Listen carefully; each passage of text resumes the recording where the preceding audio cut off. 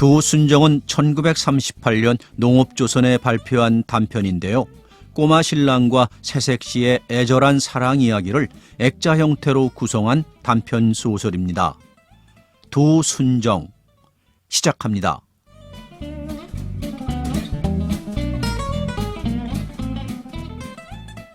산중이라 그렇기도 하겠지만 절간의 밤은 초저녁이 벌써 삼경인 듯 깊다. 운목 한편 구석으로 꼬부리고 누워 자는 상자의 조용하고 사이 고른 숨소리가 마침 더 밤의 조촐함을 돕는다. 바깥은 산비탈의 참나무숲, 쏴 때때로 이는 바람이 한참 제철진 낙엽을 우수우수 날려 흩뜨린다. 바람이 지나가고 나면 이어 어디선지 모르게 싸늘한 찬 기운이 방 안으로 스며들어 등잔의 들기름불을 위태로이 흔들어 놓는다. 가느다란 등잔불이 흔들릴 때마다 아랫목 벽에는 노장의 검은 그림자가 커다랗게 얼씬거린다.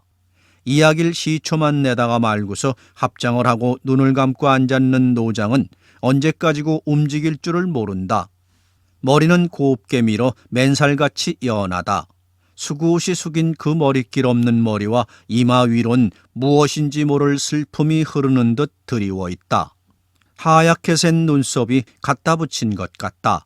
길기도 길어 한치는 넉넉되는 성부르다. 은실을 심은 듯 고운 수염이 그리 터북하지 않아서 더욱 해맑다.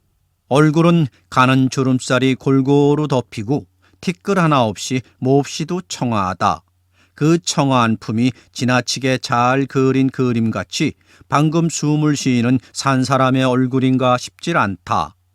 그렇거니 하고 보노라면 어쩌면 숨도 하마 쉬지 않느니라 싶어진다. 숙인 이마, 감은 눈, 합장한 손, 모두 저 오랜 옛적부터 이렇게, 그리고 앞으로 영겁까지 이렇게 이마를 숙이고 눈을 감고 손을 합장하고 앉았을 한 폭의 슬픈 그림이 아니던가 하는 환각을 일으킬 듯 정적의 한동안이 계속되고 있다. 나는 혼자 어떤 내령 모를 비극의 전설을 눈으로 보는 것 같은 이 노승에 그렇듯 비애가 흐르는 정적의 풍모에만 온갖 정신이 쏠려 그가 꺼내다가만 이야기 끝을 기다리기도 잊어버렸다. 얼마를 그러고 있었는지 모른다. 이윽고 노장의 입술이 가느다랗게 움직이면서 소리도 들릴락 말락. 나무아미타불 관세음보살. 말은 연불이나 음성은 탄식하듯 하염없다. 어서 지무실걸. 노장은 합장했던 손을 내리고 조용히 눈을 뜨다가 날 보고 혼잣말하듯 중얼거린다. 주인된 인사상이겠지. 눈초리와 입가로 미소가 드러난다. 네, 아직 졸리지도 않고, 그리고 난 아닌 변명을 하면서 아주 웃는 걸로 무료함을 껐다. 또 하시던 얘기도 마저 듣고 싶어서. 그만 이 얘기가 뭐 그리 드름직한 게 있다고. 아니, 재밌습니다. 어디 그 다음을 마저 좀. 재미가 무슨. 정 듣고자 하시면 하기는 하리다마는 나도 들은 지가 하도 오래서. 노장은 아까 맨 처음에 하던 변명을 또 하고 있다. 이야기가 자기의 소경사가 아닌 양으로 하자 함이다. 실상 오늘 우연히 유산을 나왔던 길인데 다른 일행은 아랫절에서 유하고 있고 나는 전부터 이곳에 이상한 노승이 있다는 말을 들었던 터라 위정 혼자만 이 암자를 찾아 올라와서 시방 그로 더불어 하룻밤을 지내게 된 것이다. 그래서 가만히 있자. 내가 어디까지 이 얘기를 했던가. 옳지. 노장은 잊었던 이야기 끝을 찾아냈대서 머리 없는 머리를 끄덕끄덕한다. 그래서 색시는 밤이 이슥하도록 졸린 것을 참고 앉아서 바느질을 하다가 그러자니 촌농같이 며느리로 새벽 어둑어둑하면 일어나서 소물을 쓴다. 새때 끼니를 해치운다. 빨래질 다듬질을 한다 하느라고. 겨울이다 다른 일은 없다지만 온종일 오죽이나 몸이 고디며 그러니 밤에면 오죽이나 졸립겠소. 그런 걸 눈을 쥐어뜯고 참아가면서 꾸벅꾸벅 졸아가면서. 이렇게 이야기를 하고 앉았는 노장은 눈앞에 그 이야기의 환영을 보는 듯 고개를 들어 우두커니 한눈을 팔면서 하는 말소린 꿈같이 고요하다. 이어서 이야기는 다음같이 풀려나간다. 색시가 그렇게 밤이 깊도록 기다리고 있노라면 이슥해서야 겨우겨우 이웃집 글방에서 글 읽는 소리가 그친다. 색시는 얼른 방문소리 기침소리를 연달아 내면서 살인문께로 나아간다. 그때면 벌써 살인문 밖으로 쿵쿵쿵 어린 새서방 봉수가 급하게 뛰어오다가 어머니! 하고 외쳐 부른다. 언제고 이렇게 부르는 것이지만 실상 모친이나 부친을 찾는 것이 아니요. 거기에 쟤네 색시가 기다리고 있는 줄 알면서 부를 수 없는 색시 대신 어머니라고 부르던 것이다. 부르는 소리에 대답하듯 색시가 기침을 하면서 지친 살인문을 열라치면 봉수는 반갑다고 한 걸음에 뛰어들어 색시 앞에가 우뚝. 어둠 속에서도 배슥이 웃는다. 색시도 웃는다. 색시가 살인문을 잠글 동안 봉수는 기다리고 섰다가 둘이 같이서 앞서거니 뒤서거니 쟤네들 방으로 들어온다. 이렇게 비둘기 한 자웅처럼 쌍지어 노는 색시와 새서방이라고는 하지만 색시는 21살, 새서방은 12살. 그러니 모자간이라면 좀 무엇하겠고 그저 햄든 누이와 어린 오랍동생 같은 사이다.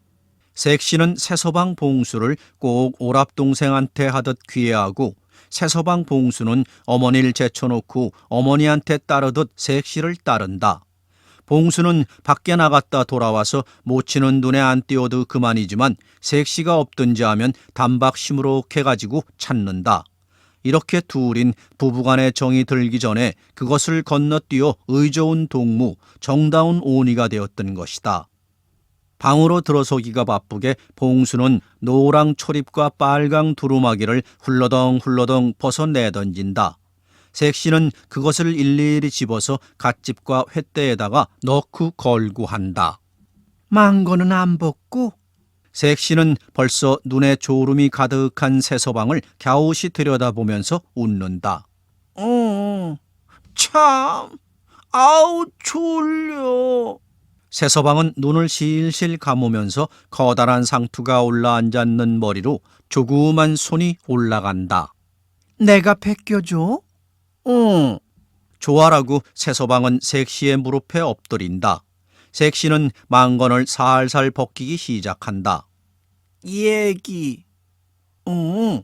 새서방은 색시의 무릎에 엎드려 망건을 벗기면서 고담을 조른다. 아이, 졸려서 곤드레 만드레 하면서 얘기를 해달래. 그래도 얘기해줘야지. 가만히 있어 그럼. 내 망건 갖다 걸고 잘 누워서 이야기해줄게. 응? 응. 색시는 벗긴 망건을 걸고 와서 새서방을 아랫목으로 뉘고 이불을 덮어주고 저도 한 가닥으로 허리를 가리고 그 옆에 가 들어눕는다. 새서방은 모로 돌아누워 이야기를 기다린다. 옛날에 응. 아이, 하도 했어서 인전 할 얘기가 있어야지. 어떡하나? 호랭이 얘기. 호랭이 얘긴 100번도 더 한걸. 그래도 가만히 있어. 그럼 내 호랭이 얘기는 아니라도 재미있는 얘기 하나 할게. 어? 옛날에 쬐꼬만한 새서방하고 커다란 색시하고 싫다. 새서방은 절 빗대놓고 무슨 이야기를 지어서 하려는 줄 알고 지레 방색을 한다. 아이 참, 쬐꼬만한 새서방이라면 왜 그렇게 질색을 어? 가만히 있어? 요겐 뭐야? 새서방은 색시가 웃는 볼로 움푹하니 패는 보조개를 손가락으로 꼭 누른다. 오늘 밤 처음 본 것은 아니지만 오늘 밤에야말로 그것이 퍽 좋아 보였던 것이다. 인전 그만 불 끄고 자. 응? 이 얘긴 내일 저녁에 해줄게. 시방. 아, 어쩌나? 그럼 저 옛날에 색시는 아무거나 되는 대로 둘러대서 호랑이 얘기를 한다. 새서방은 동화를 들으면서 미처 다 듣지도 않고 스르르 잠이 든다.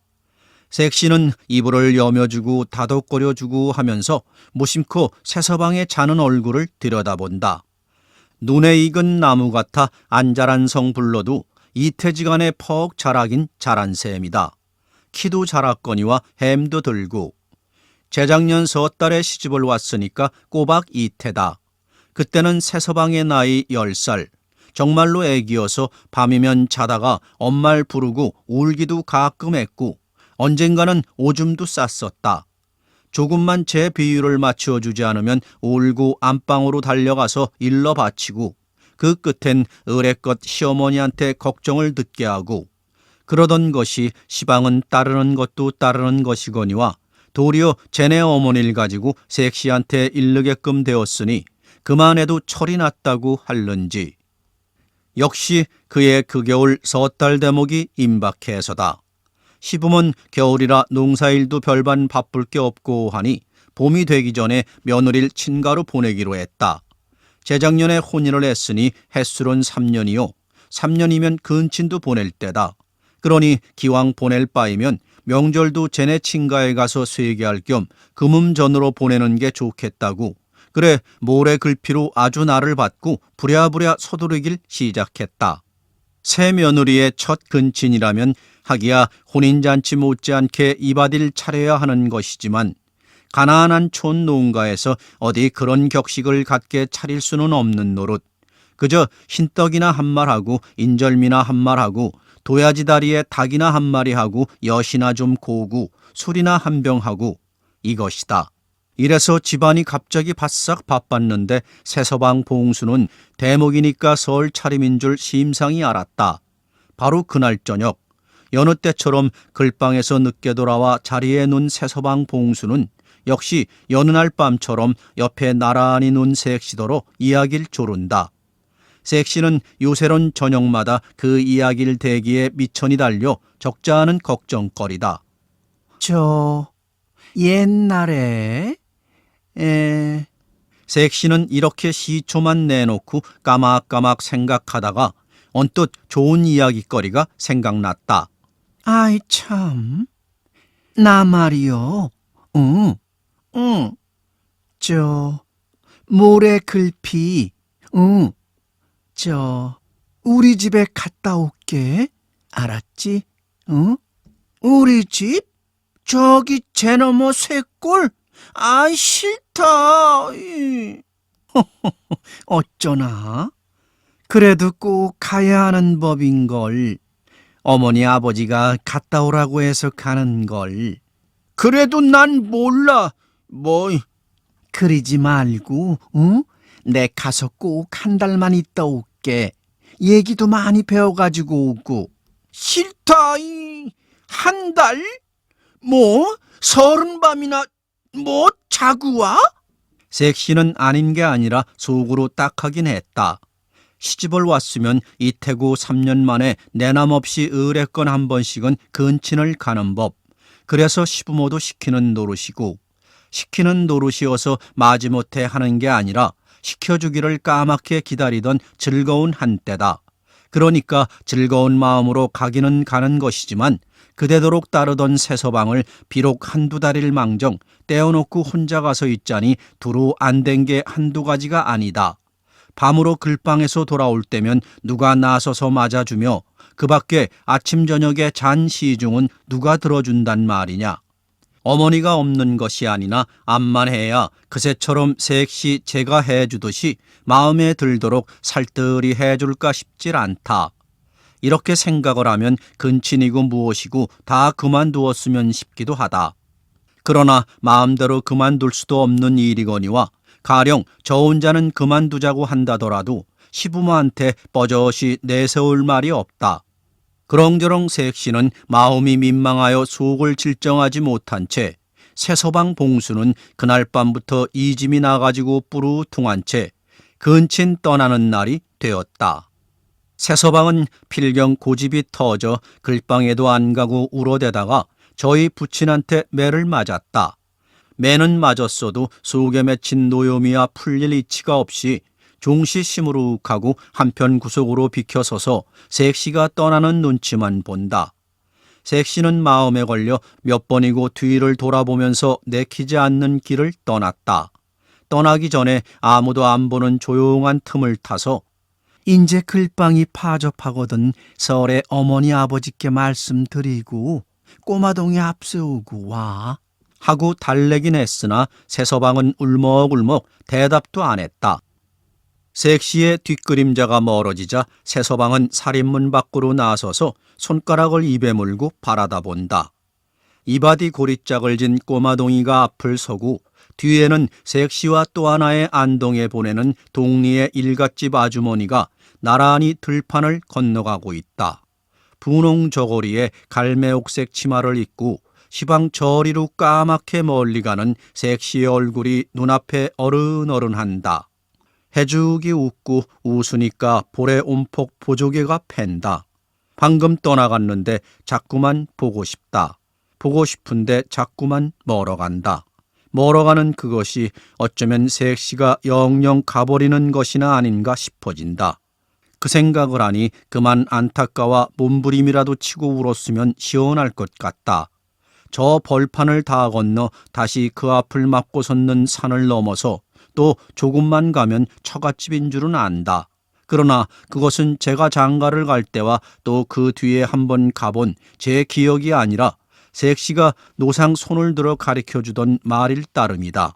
그러니까 색시가 한 그 말 그대로 그렇거니 하기만 했지 어디로 어떻게 가는 게 그 길인 줄은 모른다. 가든 안 가든 가는 길도 모르는 것이 봉수는 더욱 안타까웠다. 시방이면 아직은 보이니까 쫓아가면 갈 것도 같다. 부르면서 무엇라고 어머니라고 부르면 알아들을 걸. 어머니 부르면서 쫓아가면 거기 서서 기다려줄 걸. 곧 뛰어가고 싶다. 다리가 움찔거린다. 저기 시방 가고 있는 분홍 저고리에 갈매옥색 치마를 입은 색시가 돌아서서 웃고 기다리고 그럴라 치면 얼른 집으로 가자고 데리고 오고 어느 결에 눈물이 흐르는 것도 몰랐다. 사흘 뒤에 봉수의 부모는 할 수 없이 봉수를 아내가 가서 있는 처가로 보내기로 했다. 울고 이짐을 부리고 할 때에는 매질을 해서 다스렸지만 그저 시무룩하니 풀이 죽어가지고 있는 것은 애처로와 볼 수가 없다. 그러나마 자식이라곤 그것 하나밖에 없는 외아들. 외아들이기 때문에 농투성이의 터수에 그래도 장차 생일이야 해먹을 값에 제 생명석자나마 알아보고 쓰고 하라고 글방에도 보내어 통감권이라도 읽히던 것이고 그러나 그렇기 때문에 글방이 내일 모레면 파접이 될 것도 상관않고 하루 이틀 덜 다닌다고 무슨 그리 운한 공부를 해서 미칠 게 있을까? 하고 생각난 길에 그날로 보내기로 한 것이다. 봉수는 처가가 무엇인지는 몰라도 색시한테를 가라는 말만 듣고도 기운이 나서 날뛰었다. 사실 그는 색시가 없고 나니 아무 재미도 없고 모두 불편하기만 했다. 밤에 글방에서 돌아오면서 2번, 3번 어머니를 불러야만 겨우 대답하고 그건 아마 살인문께까지 나온 것도 아니요 겨우 방에서 그런다. 이래저래 짜증이 나서 소리소리 어머니를 쳐부르면 아버지가 저놈은 다 자란 놈이 장갈 가서 남 같으면 아일 낳을 놈이 생얼뚱애기로 응성만 부리니 하고 나무라물한다. 마지못해 어머니 옆으로 가야 옷도 받아서 걸어주지 않고 이야긴 물론 해주지도 않는다. 자다가 유광을 찾아야 얼른 대주지도 않는다. 그래서 자다가 깼을 때에는 옆에 색시가 없는 것이 한결 더 섭섭하고 방금 울고 싶다.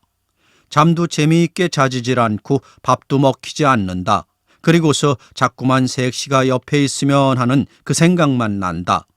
사흘낮 사흘밤을 이렇게 풀주고 지내다가 이제는 어쩌면 영영 색시를 만나지 못하는 것이 아닌가 하는 낭만까지 하던 끝에 갑자기 처가에 가란 말이 나오니 신이 나지 않을 수가 없던 것이다. 하기야 기왕이면 색시가 집으로 오니만은 못했다. 그래서 속으로 가거든 단박에 색시를 데리고 같이 집으로 오려니 하는 엉뚱한 꾀를 내었다. 색시가 설빔으로 해서 농 속에 채곡채곡 넣어둔 새 옷을 갈아입었다. 부모는 간길에 아주 설까지 세고 있다가 쟤네 아내와 같이 오라는 뜻으로 이렇게 차려보내는 것이다. 처가의 설 세찬으로 달걀 세 꾸러미와 장닭 한 마리를 꼬마동이가 지게에 얹어지고 길라잡이 삼아 앞을 섰다. 봉수는 노랑 초립에 빨강 두루마기에 인제 갈아 신을 새 버선을 보따리에 싸 짊어지고 뒤를 따라섰다.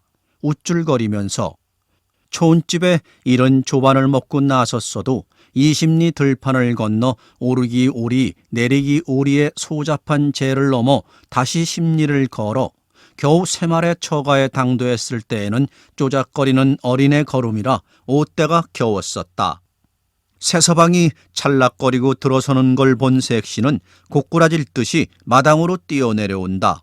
꼬마동이며 또 뒤미쳐 나서는 친정어머니며 동생이 보는 데가 아니면 반가움에 겨워 그대로 얼싸안을 듯하다. 새서방은 배스기 웃고 섰다.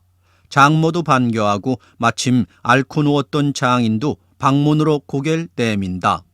어서 방으로 들어가세. 잘 오기는 왔네마는 치운데 오느라고 고생했네. 장모가 이런 소리를 하면서 방으로 인도하제도 새서방은 그대로 서서 있다. 어서 방으로 들어가요. 색시가 들여다보면서 애기 어르듯 하니까 새서방은 차차로 볼때기가 나오더니 집에 가! 한다. 6살 박이의 처제까지 모두 웃었다. 색시도 웃기는 웃으나 그의 고집을 알기 때문에 단단히 속으론 걱정이 된다. 아이 어쩌나.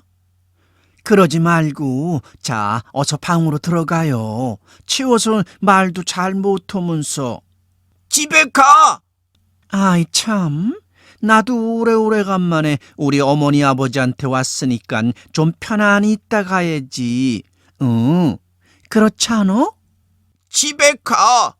글쎄 가든 안 가든 장모가 보기에 하도 답답해서 달래는 말이다. 방으로나 들어가서 얘기를 해야지 원. 우리 착한 새서방님이 이럴 때가 있더람. 자자자자 어서. 가히 어서 일리로 들어오너라. 그 자식 고집도 유난하구나. 집다! 어서 들어오너라. 장인도 내다보고 있다 못해 말을 거둔다. 그래도 꼼짝 않는 것을 색시가 할 수 없이 아무튼 그러면 가긴 갈 테니 위선 방으로 들어가자고 짐짓 조르니까사 겨우 마음이 조금 풀리는지 비슬비슬 방으로 따라 들어온다. 이튿날 옷대가 훨씬 겨웠고 거진 3때나 됨직해서 색시는 새서방을 앞세우고 친정집을 나섰다. 도무지 장인이고 장모고 색시고 천하 없어도 그의 고집을 당해낼 수가 없었다. 어제 당도하던 길로 그렇게 고집을 부리면서 점심을 주어야 먹지도 않고 저녁도 안 먹고 엉파듯이 앉아 조르기만 했었다.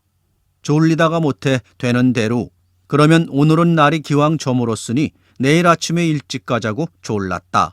그 말에 또 한 번 솔깃해서 저녁밥을 먹는 신용 그 밤을 지냈다. 날이 훤히 밝자 일어나 앉아서 가자고 졸라댄다. 조반도 안 먹고 점심때나 되니까는 필경 울음을 내놓는다. 인제는 아무렇게도 도리는 없고 다만 한 가지 색시가 갇히서 시집으로 오는 것뿐이다. 삼액이 이렇게 다급했던 것이다. 색시는 참말 딱했다. 새서방이 이쯤 따르고 하는 걸 여겨 가령 근친을 와서 오래 편안히 있지 못하고 닷새 만에 도로 가는 것이야 글로 메꿀 수도 없는 것은 아니다. 실상 말이지 근친이라고 왔대야 생각하던 이보다는 그다지 즐거움도 모르겠고 흡사히 남의 집에 온 것 같아 하루바삐 시집으로 돌아가고 싶은 생각이 오던 그 이튿날부터 나지 않은 것도 아니었었다. 더욱이 절 잃어버리고 풀주고 있을 새서방의 양자가 눈에 아마한 밟히어 밤으로도 편안한 잠을 이룰 수도 없었다.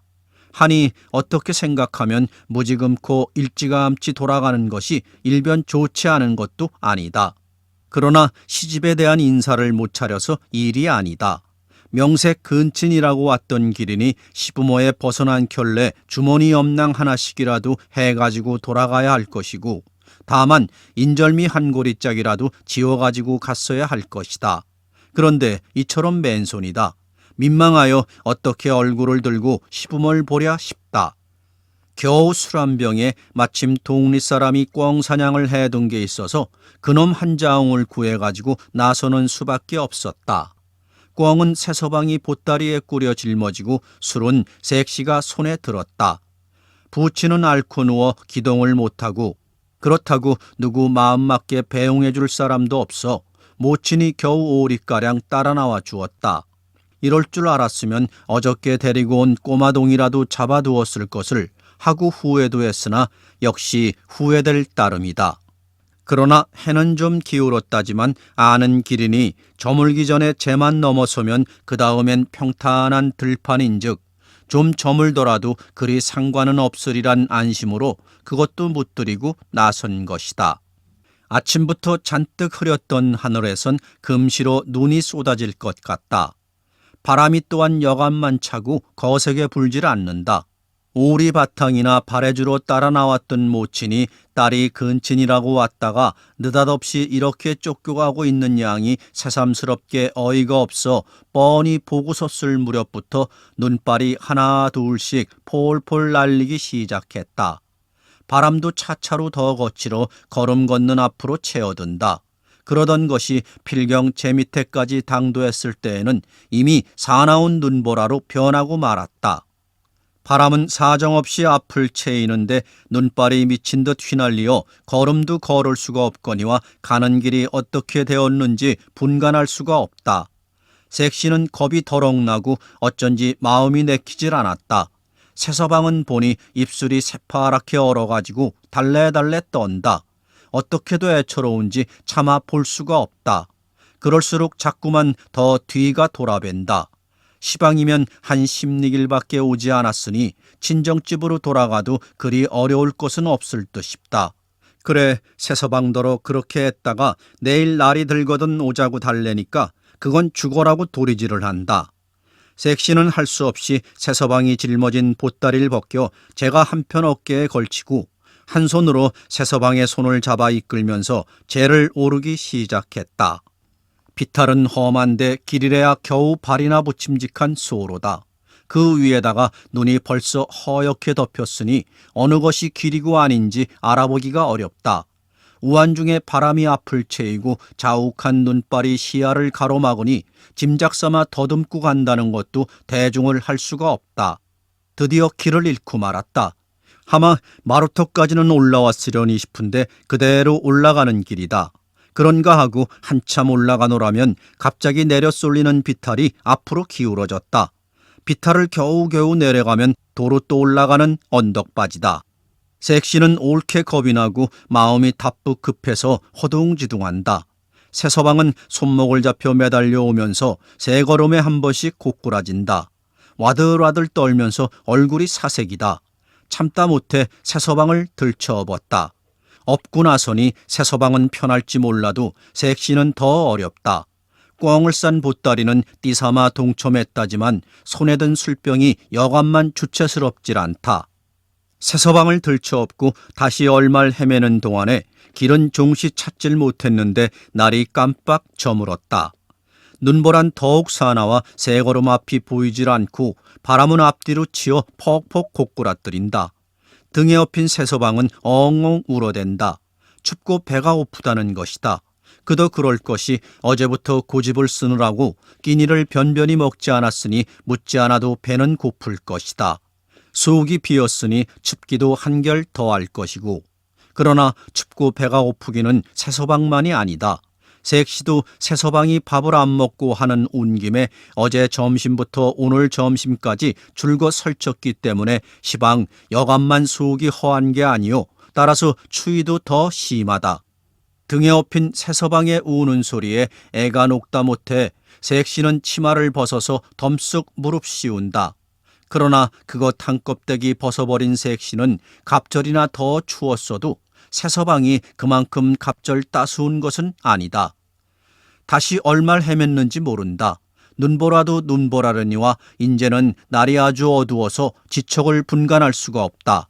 앞으로 옆으로 허방을 딛고는 쓰러진다. 그렇게 쓰러지기까지 하느라고 더욱 기운이 빠져 아주 기진맥진, 한 걸음도 옮겨놓기가 어렵게 되었다. 기운이 없을 뿐만 아니라 정신도 아득하니 횡총망총해진다. 그러한 중에도 한 가지 등에서 오는 새서방을 생각하여 이래서는 안 되겠다고 정신을 가다듬고 기운을 차려가면서 구르듯 기어가듯 하는 참인데, 그럴 무렵에 어쩌다가 한번 앞으로 푹 고꾸라지는 손에 잡혀지는 것이 있었다. 어떻게도 반가운지 그것은 논바닥의 벼폭이었었다. 벼폭인 줄 알자 인제는 산중을 벗어져 나왔구나 하는 안심에 그대로 펄씬 주저앉아 버렸다. 다시 일어날 기력이 없기도 하려니와 그는 시진한 정신에 시방 좀 쉬어가자는 생각이 든 것이다. 이 눈보라 속에서 쉬어가자고 주저앉아 있는 것이 벌써 정신을 차리지 못한 것인 것은 말할 것도 없다. 그러나 그러한 중에도 등에 업었던 새서방을 내려서 제품 안에 담쑥 안고 치마로 싸주고 하기를 잊지 않았다. 하는 동안에 정신이 차차로 더 오리소리하고, 그러자 새서방의 우는 울음소리가 차차로 멀어감을 알았다. 혼자 먼 점 가나 보다. 그렇다면 다행이지. 여기까지 생각하다가 깜빡 정신을 놓아버렸다.